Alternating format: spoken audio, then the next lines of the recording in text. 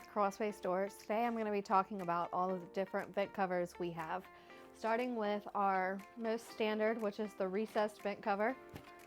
They are typically used when encapsulating a crawl space or for a conditioned crawl. Sometimes you might need to seal your vents up for the winter. We suggest, if you're doing that, to use silicone-based adhesive.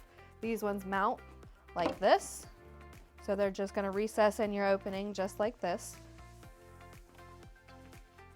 We have them available in black and white. This is our small outward mounted vent cover. It mounts outward like this. We also have this available in a large, which is 13 by 21. For your odd size openings, it's just going to go right over like a picture frame would.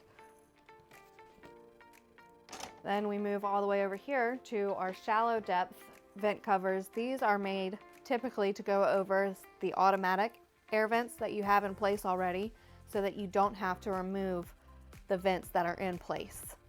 We have these available in black and white as well.